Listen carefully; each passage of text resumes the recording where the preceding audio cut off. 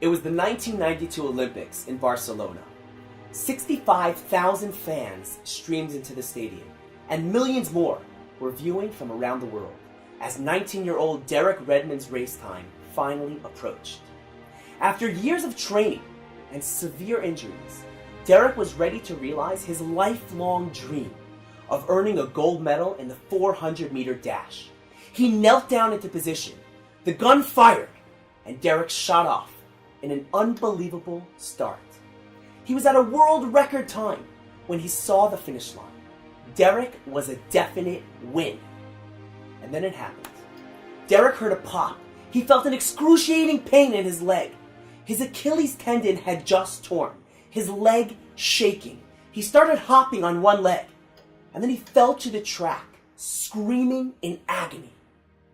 All the years, the sweat, the pain, the sacrifices, all of his training had come down to this moment.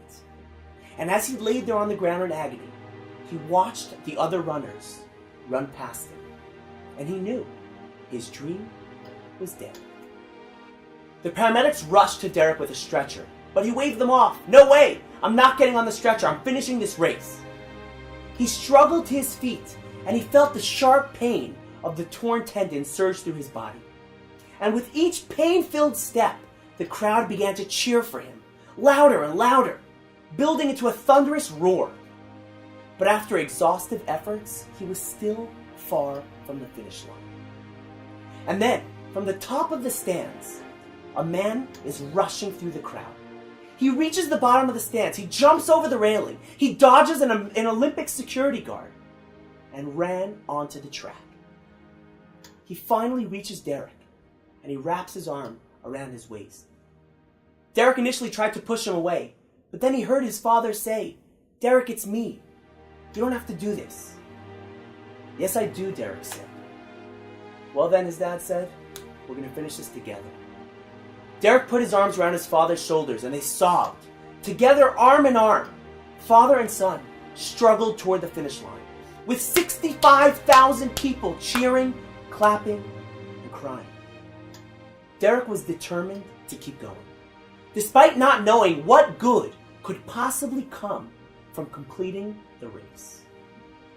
Only later did he discover that millions of hearts and minds worldwide were inspired by what would later become known as one of the most inspiring moments in history. Persevering despite a lack of hope. That's the story of Hanukkah. The incredibly powerful Syrian Greek army were plowing through Israel, forcing the Jews to convert or die. And one family of righteous, humble Kohanim, high priests, known as the Maccabees, attempted to undertake the impossible. With no military expertise, against all odds, they engaged tens of thousands of Syrian Greek soldiers in a battle that had little hope.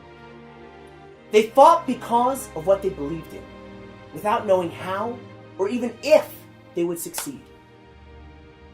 But like Derek's dad, God supported them, and he was at their side until they crossed the finish line and won the war.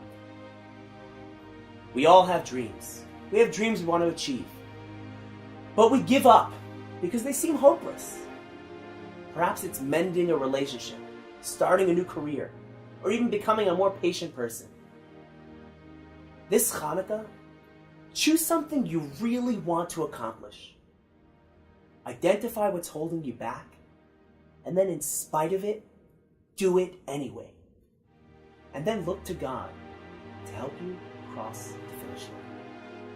Happy Hanukkah.